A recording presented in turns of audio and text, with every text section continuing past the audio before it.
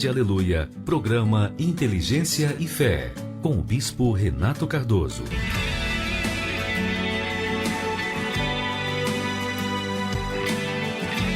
São 8h07. Que Deus abençoe a sua vida poderosamente, onde você estiver, que a paz do Espírito Santo preencha o seu entendimento e venha ajudá-lo a entender a vontade de Deus para a sua vida.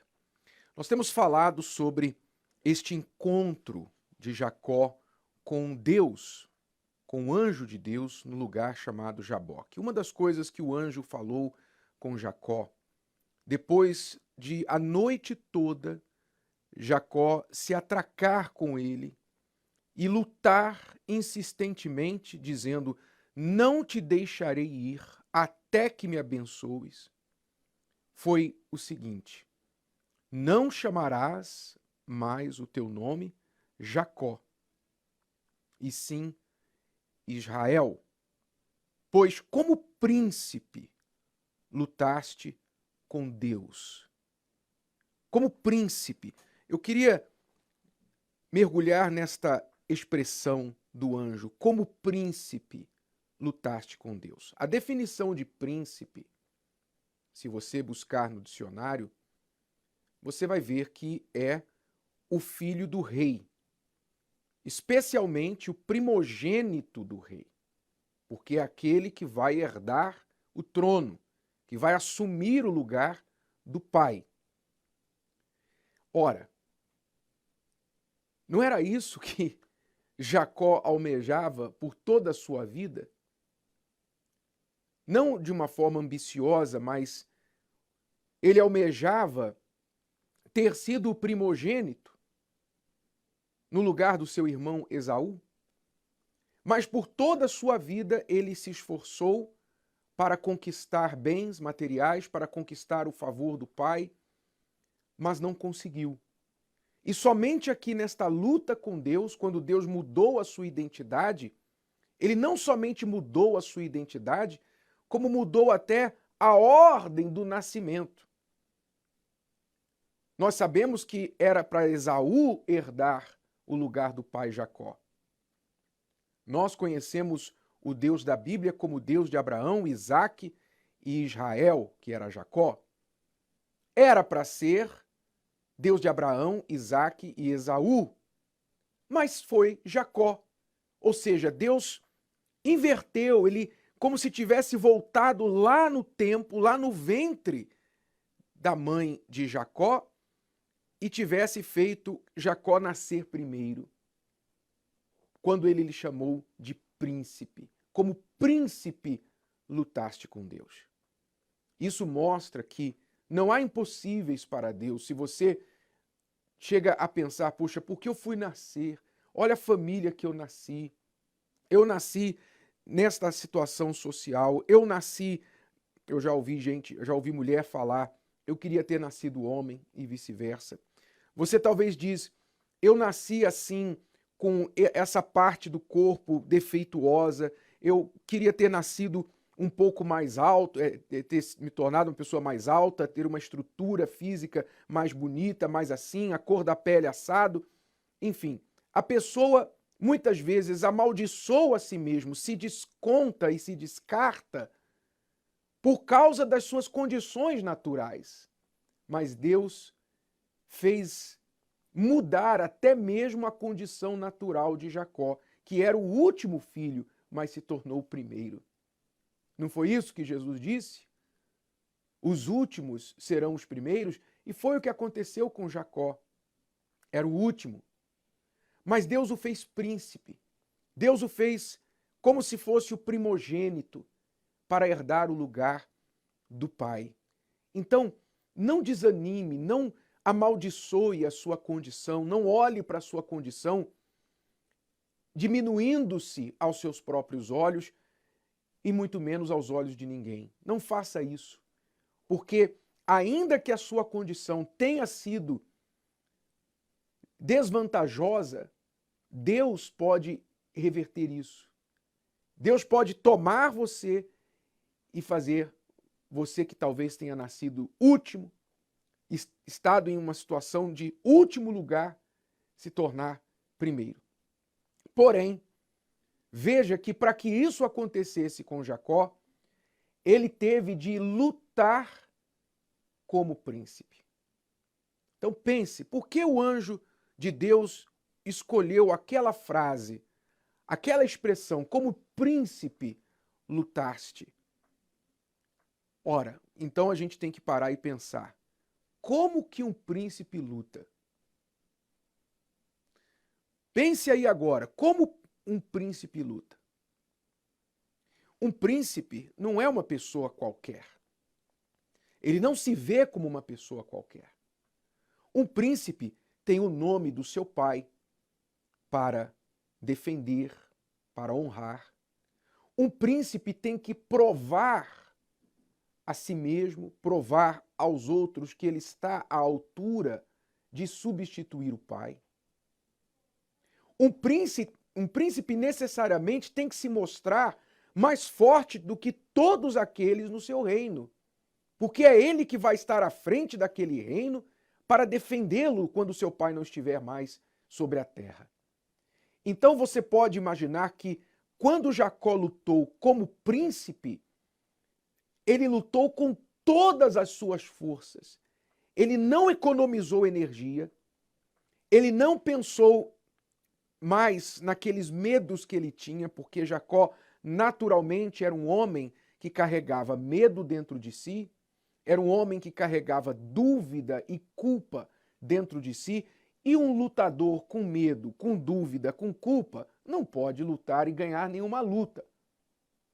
Mas naquela luta com o anjo, ele teve de arrancar tudo isso de dentro de si, se tornar ousado e com toda a sua força, como quem luta pela vida, e então travar aquela batalha com o próprio Deus, não contra Deus. Jacó não estava lutando para machucar a Deus, ele estava lutando para tirar de Deus aquela bênção que ele tanto precisava, que era a transformação do seu eu, do seu interior. Então ele queria muito uma coisa. E por esse querer muito, expressado não com palavras, mas com força, com energia, com disposição, com entrega, Deus o abençoou e mudou a sua identidade, de último para primeiro. Muitas pessoas lutam, elas se esforçam, elas batalham para alcançar alguma coisa. Elas se machucam todas, brigando com o marido, brigando com mãe, com pai, com as pessoas deste mundo. Elas vendem até a alma para conseguir aquilo que querem, porque acham que quando tiverem dinheiro, tiverem fama, tiverem alguma coisa ou conquistarem alguém, isso lhes trará felicidade. Elas lutam, mas não por uma boa causa. Elas lutam por coisas perecíveis, coisas que quando elas conquistam, elas descobrem, não era isso. Não era isso. Mas se elas tão somente empregassem essa força e lutassem com toda a sua força, como príncipe, pela maior bênção, que é conhecer a Deus, que é se tornar uma nova pessoa, ter uma identidade que se reflita a imagem e semelhança de Deus. Se elas fizessem isso, então elas também se tornariam príncipes, princesas do Altíssimo nesta terra. É o que Deus quer fazer. O Senhor Jesus, que é Rei dos Reis, veio para gerar filhos para o seu Pai, ou seja, príncipes para Ele. Deus quer fazer de você um príncipe, Deus quer fazer de você uma princesa, mas enquanto você fica olhando as coisas deste mundo, desejando as coisas deste mundo e esquecendo do seu Pai, esquecendo que o que Deus tem para você, a herança que Ele tem para você é muito maior. Enquanto você briga, imagine um príncipe brigando com alguém do seu reino por um cavalo. fazendo questão de um cavalo. Não, porque esse cavalo, eu quero esse cavalo, eu quero esse cavalo. E o rei, o pai do príncipe, falando assim: meu filho, deixa o cavalo para lá. Se preocupa com o trono. Se preocupa em ser príncipe. Porque um dia todos os cavalos serão seus. Você está preocupado com o cavalo aí deste homem, mas todos os cavalos serão seus se você se preocupar apenas em ser príncipe. É assim que Deus vê muitas pessoas. O Rei dos Reis olha para as pessoas e as vê lutando por bobagens, se matando e morrendo aos poucos por bobagens.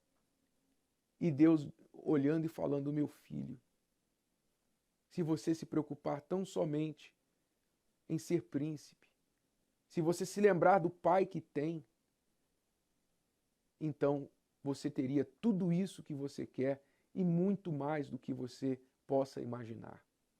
É isso que Deus quer fazer na sua vida. Fazer de você um príncipe. Mas você tem que lutar como um. Lutar como um, não pelas coisas que você tem lutado. Não pelas pessoas ou contra as pessoas que você tem lutado. Você tem que lutar contra você, seus medos, lutar contra os seus achismos, muitas vezes os princípios que você compromete em busca dos fins. Você não se importa com os meios. Lutar contra estes medos e traumas e preocupações, tudo isso que dentro de você te separa, te impede de se tornar um príncipe. Lute com Deus para ter essa nova identidade. E eu tenho certeza que você nunca mais será Jacó, nunca mais será uma pessoa comum.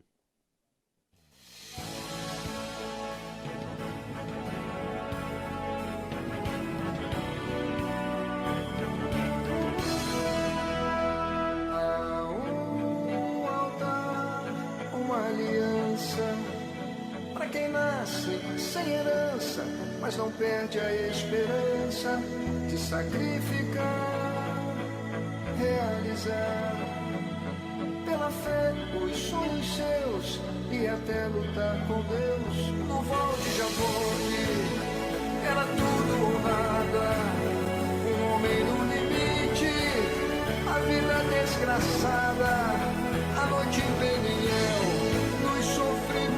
Seus, Jacó lutou com Deus e prevaleceu. A fé é uma luta, Criador, criatura, aos olhos do mundo parece loucura, mas raiou o dia, clareou o céu, Jacó se tornou Israel e recebeu a bênção de Deus.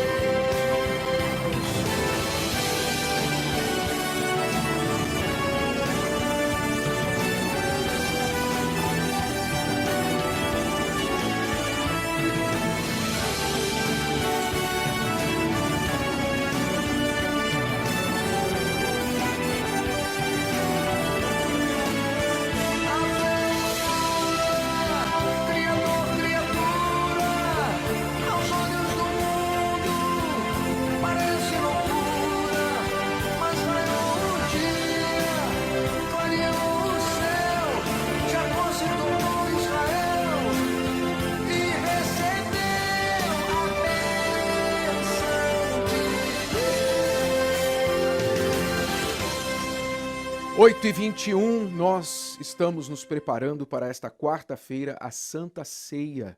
A Santa Ceia do Senhor. Pastor Luciano, Pastor Tiago, bom dia. Nós, nesta quarta-feira, estamos convidando aquelas pessoas que deixaram, talvez, outras coisas tomarem a frente da sua comunhão com Deus. Nós sabemos que a Santa Ceia é uma das coisas que Jesus deixou para que os seus servos, os seus discípulos, praticassem como uma forma de manutenção da fé. A Santa Ceia nos ajuda a manter a fé, lembrar as razões e os porquês da nossa fé. E só vê que aqui em Apocalipse 3:20 ele diz assim, ó, Jesus disse, eis que estou à porta e bato.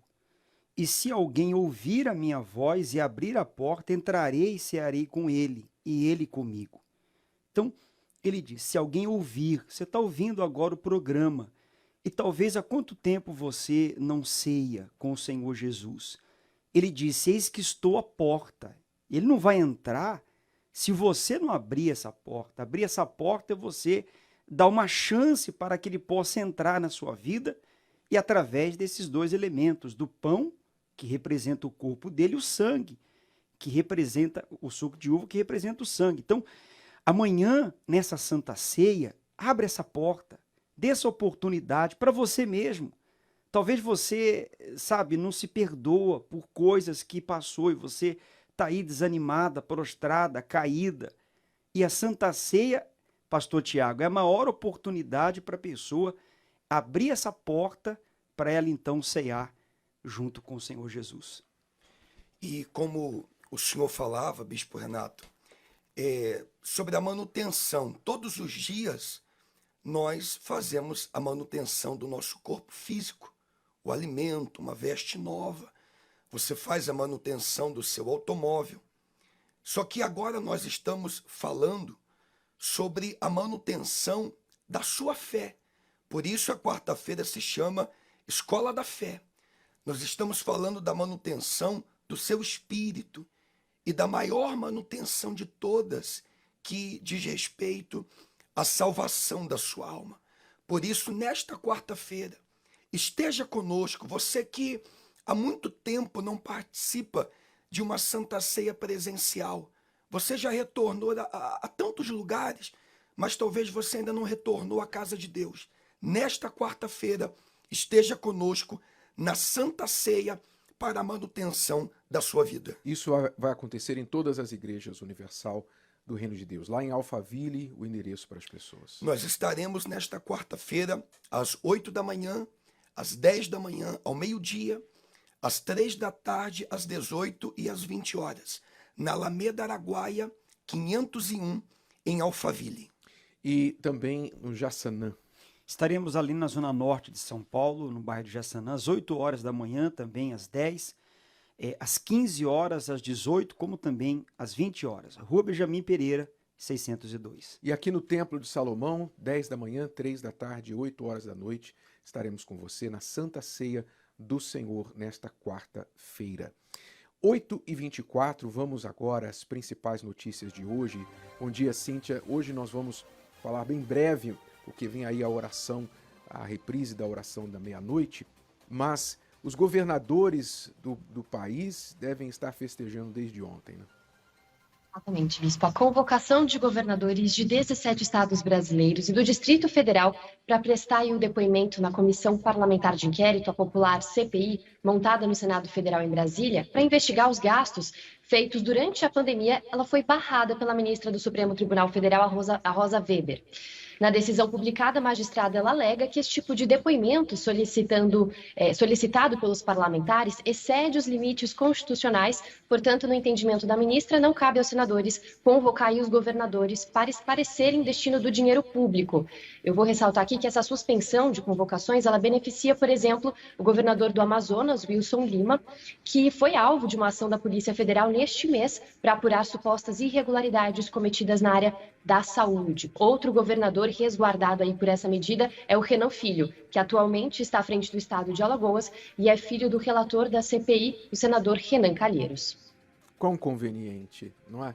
Quão conveniente, um absurdo, um absurdo. Se realmente estão querendo buscar o que aconteceu com o dinheiro, com os bilhões e bilhões que foram para os estados, e nós temos aí ainda gente morrendo por falta de atendimento, hospitais lotados e tudo mais, mais de um ano e meio, quase um ano e meio depois do início da pandemia, a situação do nosso país ainda está desse jeito, e os governadores não vão prestar contas disso? Isso é absurdo. Eu queria saber por que e para que essa CPI. Qual a real razão por trás dessa CPI? Procurar o destino do dinheiro é que não é. Honestamente, é lamentável o que a gente vê acontecer no nosso país. Infelizmente, A gente perde, se não fosse a fé, a gente perderia todas as esperanças de melhorar esse país. É lamentável. Mas a próxima notícia, Cíntia. Próximo é um alerta. O Brasil atualmente ele tem cerca de 14 milhões de desempregados e com a procura por vagas em alta, aumentam também os casos de um tipo específico de golpe, em que os criminosos eles garantem uma vaga de emprego para a pessoa, mas afirmam que para a contratação o candidato precisa fazer um curso de um dia, que tem um custo. Em alguns casos, esse custo chega a R$600. Depois do pagamento, o desempregado ele fica sem o dinheiro e sem o trabalho. Os especialistas em recursos humanos, eles afirmam que qualquer cobrança por vaga de emprego é um sinal de alerta, porque não se cobra nem para cadastrar o currículo ou para participar de processos seletivos. O levantamento de uma empresa especializada em segurança cibernética já detectou 346 mil ocorrências na internet de golpes com ofertas falsas de emprego. O principal objetivo aí é roubar, além do dinheiro, claro, roubar dados pessoais e bancários das vítimas para usar em outros crimes e obter senhas para acesso a e-mails e redes sociais. Para não cair nesse tipo de golpe, é preciso pesquisar também a reputação das empresas. Então fique atento, você que está procurando emprego, é muito importante que você atente para os golpes. Não se oferece emprego para alguém e primeiro se pede dinheiro, se pede um valor, olha, para você aplicar, para você fazer um teste, para você, enfim, você tem que dar tanto. Não faça isso. É triste e lamentável como muitos se aproveitam dessa situação desesperadora de pessoas, de milhões de brasileiros desempregados no nosso país. Fique atento aí, como diz o ditado, o golpe está aí, né? E nós estamos alertando você para não cair. Bom, Cíntia, muito obrigado. A gente volta para falar mais esta semana sobre mais notícias. Bom dia para você. Bom dia, Bispo. Até mais. 8h28, eu quero lembrar que neste sábado nós teremos um encontro, o Encontrão dos Homens de Verdade, no Templo de Salomão, às 18 horas, uma reunião só para os homens, mulheres não entram e machos também. Só entram aqueles machos que quiserem se tornar homens, aí pode entrar. Mas do contrário, só homens de verdade, neste sábado, às 18 horas, no Templo de Salomão, com transmissão para todo o Brasil e também pelo Univer Vídeo e nas principais catedrais da Universal no Brasil. Neste sábado, Encontrão dos Homens de Verdade. São 8h29. Daqui a pouquinho vem a oração por aí. Nós vamos direto agora ao Jardim Bíblico, de onde nós fizemos a oração da meia-noite, rumo ao Val de Jaboque. Val de Jaboque. Um nome e um lugar desconhecido por muitos, mas que foi cenário de uma luta que mudou a identidade de um homem, de uma nação.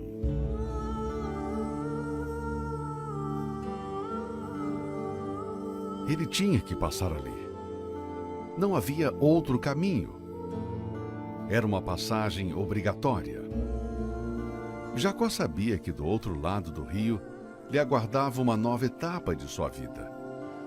Mas o fantasma do seu passado o atormentava. O rio Jaboque é um dos principais pontos do rio Jordão, a margem leste na Jordânia, entre o Mar da Galileia e o Mar Morto. O seu nome significa esvaziar-se. E era exatamente o que Jacó precisava fazer. Não podia passar para outra margem, sendo quem era. Precisava se esvaziar de suas mentiras e medos. E agora? O que decidir? Se contentar com as conquistas materiais e continuar fugindo e fingindo ser quem nunca foi? Ou atravessar o Jaboque e confiar no Deus com quem fez o voto anos atrás?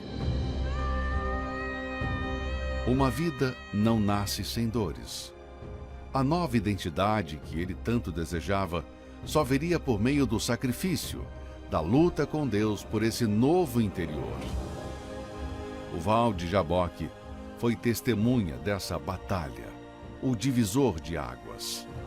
Ali, de um lado passou Jacó e do outro saiu Israel. Na vida, todos um dia estarão diante do seu Val de Jaboque. Do outro lado dele está a mudança de vida, a nova identidade. Mas primeiro, você terá que atravessar e deixar ali seu passado, sua vida errada. E lutar. Lutar com todas as suas forças para receber a transformação do seu interior, que só o Espírito Santo é capaz de realizar.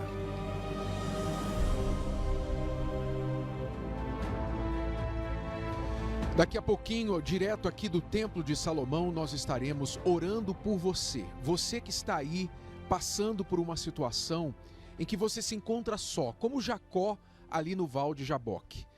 Você se encontra só, você se encontra sem forças, sem direção, sem saber o que fazer.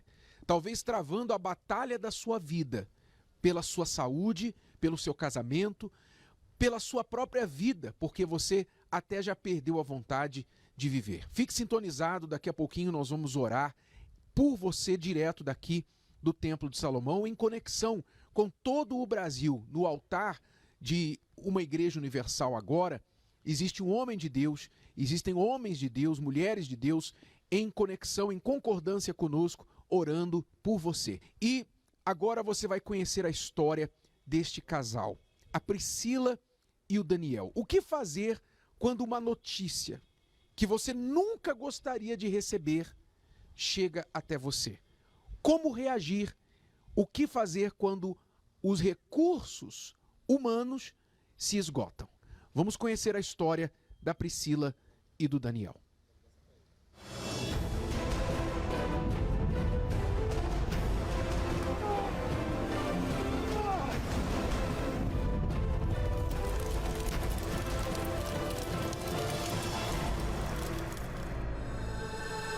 Todo mundo tem um sonho. O meu era ter a minha família. E ele começou quando eu conheci o Daniel. Namoramos, noivamos e casamos. E quando eu finalmente tinha realizado o meu sonho, começou o meu pior pesadelo. Comecei a sentir muita dor no estômago, muita azia, passando muito mal. Inclusive, naquele mesmo ano, eu já tinha feito check-up e tinha dado tudo certinho, os exames, mas comecei com esses sintomas de uma hora para outra. Devido às dores que ela sentia constantemente, então a gente começou a ter ali algumas visitas mais regulares ao médico, porque ela vinha, sentia dores, a gente ia, eles medicavam e voltava para casa. Fazia exame, repetia exames e então veio o diagnóstico final. O doutor falou assim, olha, você está com câncer. Tratava de um câncer altamente agressivo. O médico então leu para mim o diagnóstico, falou, olha, você tem um câncer muito agressivo, que em poucas horas ele dobra de tamanho, ele tem metástase, eu não tenho como te dar uma esperança tão grande, ele falou para mim, né? É tanto que todas as vezes que a gente pensava que viria uma notícia boa, vinha uma coisa pior ainda. Por mais que os médicos eram bons, por mais que a gente tinha todo o amparo médico, mas era uma situação que fugia da condição deles também. Então, aquele câncer começou a se alastrar de uma forma assustadora, ao ponto do médico, quando viu ela, falou, ó, não tem condição, vamos ter que te internar hoje. Diante de toda essa situação, essa pressão do mal ali, como se Deus tivesse me abandonado na hora que eu mais precisava. Mas eu lembro que ali eu amarrei, ignorei aquela voz do sentimento que era muito forte. E eu falei para Deus, meu Deus, fala comigo. Eu preciso ouvir o Senhor. Eu não estou entendendo nada, o porquê que está acontecendo. E eu também não quero entender o porquê. Eu quero que o Senhor me dê uma palavra. E Deus falou comigo ali naquele momento. Eu me lembrei do voto que eu fiz com Deus lá atrás. E eu prometi para Deus, ali eu fiz uma aliança com Deus. Quando eu tive o meu encontro com Deus, eu fiz uma aliança com Ele. Uma aliança de sangue, de vida, que eu prometi para Ele, que tudo eu ia suportar por amor a Ele. E eu parei imediatamente de me ver como uma coitadinha, como uma injustiçada. E na hora Deus falou comigo que aquela doença não era para minha morte, mas para a glória de Deus. É para hoje eu estar aqui testemunhando isso. Porque foi muito difícil. Na hora o mal veio com tudo para cima de mim para abalar minha fé.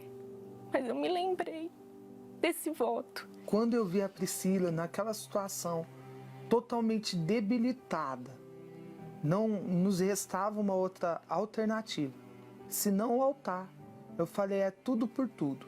Meu Deus, o altar vai dar uma nova vida para minha esposa. E tudo piorou mais ainda, porque tiveram várias complicações. Eu estava usando um dreno no tórax e aquilo me causava umas dores terríveis, né? Tava um quadro assim o pior possível, mas dentro de mim eu tinha certeza que Deus ia honrar, né? Então a gente viu ali a Fogueira Santa como uma oportunidade, não de comprar o milagre, mas de provar para Deus a nossa fé, através da nossa entrega. Porque a Fogueira Santa não é isso, não é a compra de um milagre, mas é a gente mostrar a nossa confiança com atitudes. E foi o que a gente fez. Eu estava ali ainda internada, mas o meu marido, ele foi lá e pegou tudo que a gente tinha, tudo. Tirou ali o chão dos nossos pés. Para mim, aquilo ali foi a grande oportunidade da minha vida. Que eu falei, agora eu tiro a minha esposa daquela situação. E aí eu me lembro que a gente estava muito apertado por conta de tudo que vinha acontecendo. E era uma situação muito engraçada, podemos dizer assim. Porque eu chegava em casa, eu colocava os olhos em algum objeto pessoal e Deus falava, ó, você vai aceitar sua esposa morrer? Eu quero isso. E aí eu ia ver um jeito de vender aquilo. E assim a gente foi gerando ali o nosso sacrifício. Todo dia, praticamente, dentro daquela semana, eu ia gerando uma parte do meu sacrifício e colocando no altar. A mãe dela, que morava no exterior, veio, trouxe alguns presentes pra gente. E eu me lembro que ela trouxe um relógio muito bonito e ela me presenteou. E eu nem cheguei a tirar o relógio do plástico. Deus falou, ó, você vai com esse relógio no enterro da sua esposa? Ou você vai colocar ele aqui no altar para eu poder tirá-la daquela situação? E assim, tudo que Deus foi pedindo, a gente foi colocando. Geramos ali um montante que, humanamente falando, a gente não teria condições de fazer. Mas a revolta era tanta que eu disse, não, é vida ou morte. Ele falou assim, não, eu vou subir o altar. E pela fé você vai estar indo subir junto comigo. E eu falei para ele, pela fé eu também vou estar subindo. Mas eu estava lá, naquele leito do hospital. Mas ele foi lá e subiu o altar com o nosso voto. E foi assim uma experiência tão forte que naquele mesmo dia é como se eu já me vi curada. Tinha uma terapeuta ocupacional, que eu me lembro, ela ia lá dar atividade para a Priscila. E muitas das vezes a Priscila, mesmo debilitada, tinha sempre uma palavra para dar para ela. E ela falava, não, foi eu que vim aqui te ajudar e é você que está me ajudando. Foi assim, imediata a resposta, né? Como eu falei, começando dentro da gente. Dentro da gente, a gente já passou a ter essa certeza, essa força, essa fé. Porque tudo isso que a gente passou, nada eu atribuo à minha força humana, não. Minha força humana acabou quando eu recebi a notícia. Mas aí entrou a força do Espírito Santo, a força desse voto, né? E foi assim muito rápido. No outro dia, eu estava com dreno ainda, aquilo drenando, era uma dor horrível. Aquele líquido que ficava drenando já estancou, né? Nos exames, aquele ar que estava ali na cavidade entre o pulmão e a pleura, aquele líquido, desapareceu. E quando fez ali aquele exame chamado PET scan, viu que não estava, sumiu, né? Não estava mais espalhado, não estava em lugar nenhum ali, aquilo já estava regredindo a doença, já estava em regressão. E assim, ficou provado que não foi o tratamento, não foi medicação, foi Deus, foi a fé. O médico, ele veio assim até mim, com os olhos até cheios de lágrimas. Ele falou: Priscila, eu nunca vi isso. Eu só posso dizer que isso na sua vida foi a mão de Deus. E fui melhorando, fui ganhando peso. A cada semana ia ali ganhando mais peso, me sentindo mais forte, mais saudável, até o ponto que eu fiquei totalmente recuperada, né? Deus me deu um cabelo novo, muito melhor do que o que eu tinha antes. Não é peruca.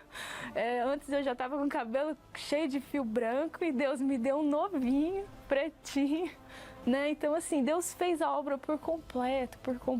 E foi, assim, extraordinária a forma que Ele agiu. Quando eu olho para Priscila hoje, o que eu consigo ver é a imagem de Deus.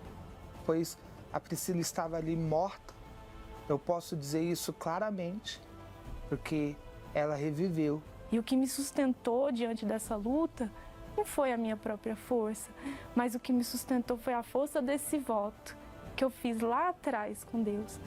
Quando eu entreguei a minha vida e eu falei para Ele: meu Deus, eu vou suportar tudo por amor a Ti, não importa, né? Então, assim, não é aceitar o problema, mas é crer, é confiar até o último momento.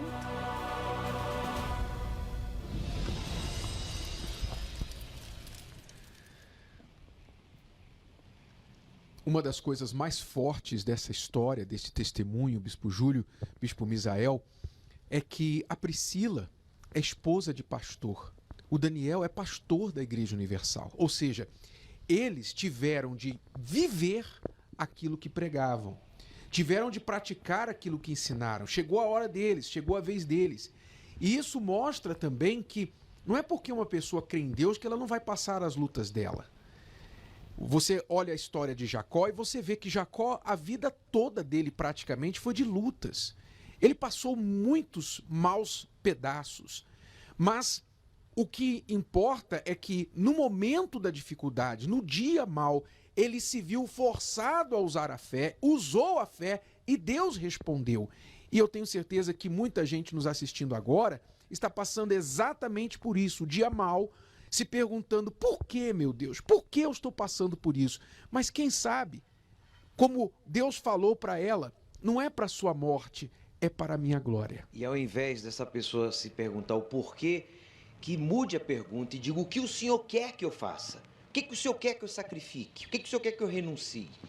Ao invés de você culpar a Deus, ficar de mal com Deus, duvidar das promessas de Deus e dos votos que um dia você fez, que você pergunte: meu Deus, o que o Senhor quer que eu faça? Porque quando a pessoa ela tem uma fé sobrenatural, ela não culpa a Deus nos momentos difíceis. Ela não fica amuada, ela não recua.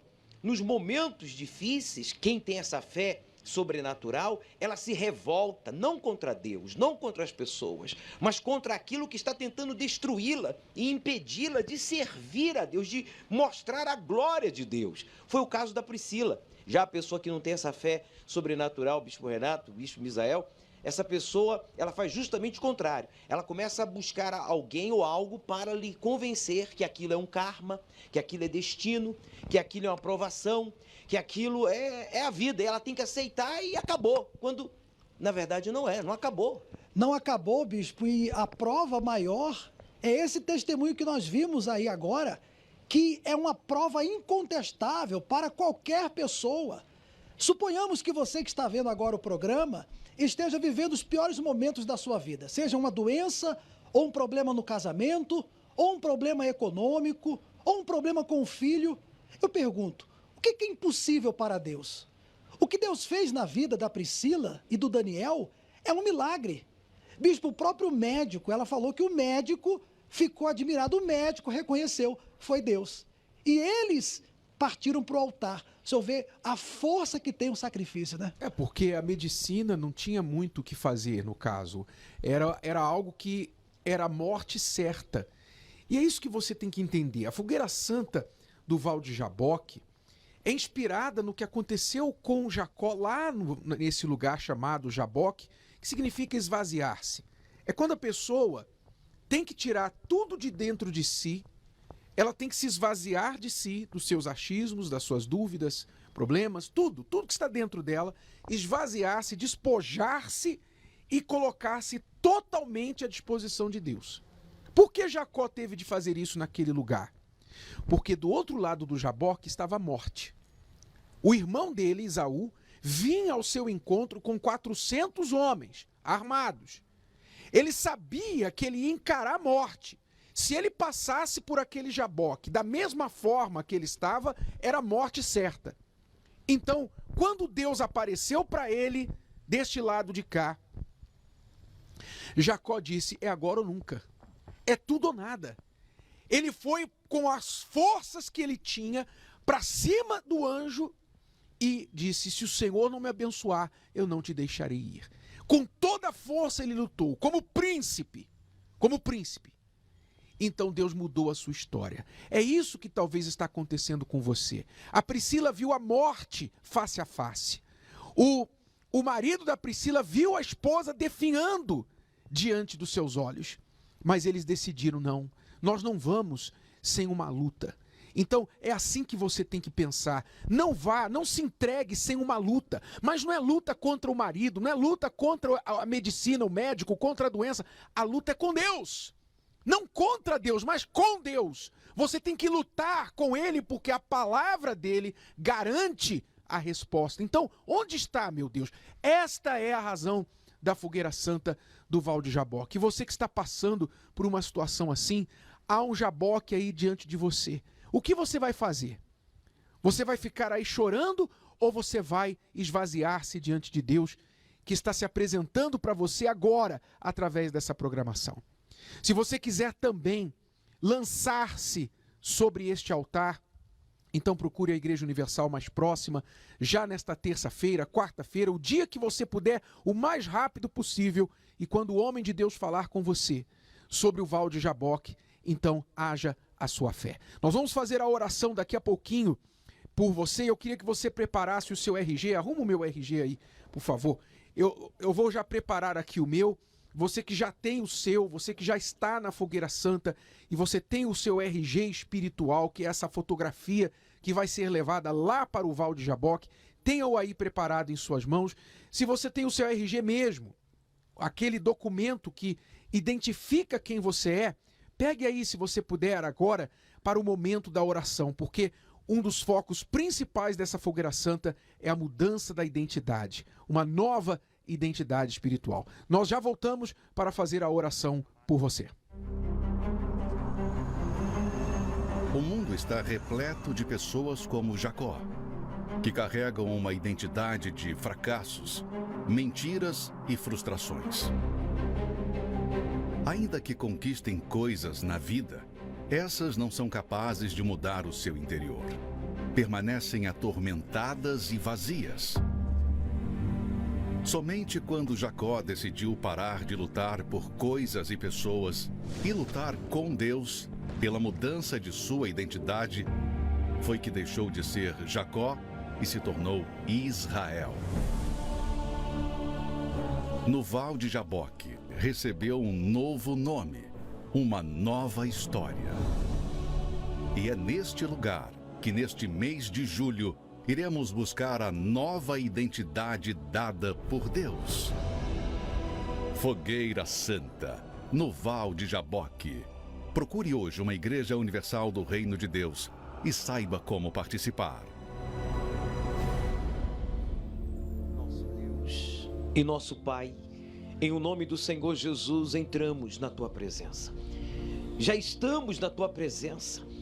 E agora unimos a fé com esta pessoa que desde casa, do presídio, em um hospital ou no trabalho, está chorando, está urrando de dor, está gritando por socorro, dizendo basta, basta, basta. Eu já não aguento mais sofrer, eu já não quero mais sofrer, eu já não quero mais ser essa pessoa que eu tenho sido, incrédula, religiosa, hipócrita, fanático, corrupto, violento. Eu não quero mais, eu já não quero mais ser Jacó. Eu já não quero mais culpar a Deus, as pessoas, pelos meus erros, pelos meus fracassos, pelas minhas frustrações. Ele invoca o teu nome, Jesus. Então agora, meu Pai, estende o teu braço forte, dá um sinal para ela, para ele, arrancando essa dor, essa opressão psicológica, essa perturbação emocional, espiritual, que causa o desequilíbrio, que não deixa ele dormir, trabalhar, relacionar-se com a esposa, os filhos. Meu Deus, é agora, é agora, é agora, aí onde ele está, que o Senhor vai arrancar esse encosto da incredulidade, da acomodação, que fez ele dar desculpas. Ele está na igreja, ele conhece a verdade, ele diz que é de Deus, mas a sua vida, o seu caráter não revela o Senhor. Então agora, que este mal saia, coloque as mãos sobre o seu peito, faça uma pressão, como se você estivesse arrancando de dentro do seu peito essa angústia, essa dúvida, esse medo, essa ansiedade, as desculpas, e diga em o nome de Jesus que saia todo mal. Receba a força de Deus aí agora. Respire profundo, pois o Deus que buscou a Jacó, ele lhe encontrou, e assim como ele transformou a Jacó em Israel, ele aguarda por você no altar para também transformá-lo. Fale com ele, ele está aí diante de você. O que nós determinamos, meu Pai, é que essa pessoa receba essa fé, a fé que o Daniel teve, que a Priscila teve, de ver o problema e entender que esse problema não iria acabar com eles, mas que eles iriam vencer o problema. Oh meu Deus, essa pessoa que até então está numa UTI, entubada, ou tem um familiar nessa situação, com câncer, com um problema, com algo que até os médicos não acreditam mais, na mudança, na vitória, na saúde. Essa pessoa que tem um casamento destruído, essa mãe que vê o seu filho piorar a cada dia ele usa mais drogas, a cada dia ele piora mais. Essa esposa que a cada dia vê o seu marido orar, humanamente falando, ela não vê saída, mas que o Senhor entre agora, meu Pai, desperta, meu Deus, dentro dessa pessoa essa fé, para que ela entenda que essa é a oportunidade da sua mudança, que essa é a chance que o Senhor está dando antes que ela seja vencida por esse problema, e que ela possa aproveitar, meu Pai, essa oportunidade, que todos que estão enfrentando lutas e problemas possam aproveitar essa oportunidade e possam ir até o teu altar, meu Deus, e amanhã seja essa pessoa aqui contando o seu testemunho. É o que nós determinamos em nome de Jesus. Meu Pai, Jacó preferiu lutar contigo, morrer para a velha criatura do que morrer nas mãos de Esaú. E por isso hoje nós falamos dele. Assim como este problema desta pessoa, meu Pai, que crê, que liga a sua fé com a nossa, amanhã será um testemunho, e ela será testemunha do Senhor, da tua existência, que o Senhor é o mesmo e não mudou. Em nome do Senhor Jesus, nós ligamos a nossa fé com todos, e que esta pessoa receba uma nova identidade espiritual, para a tua honra e glória, em nome do Senhor Jesus. E você que crê, diga amém, amém. E graças a Deus, em nome do Senhor Jesus. Graças a Deus. Muito bem, esta é a fé, e agora é com você. Se você não pode esperar, então corra, faça a sua parte.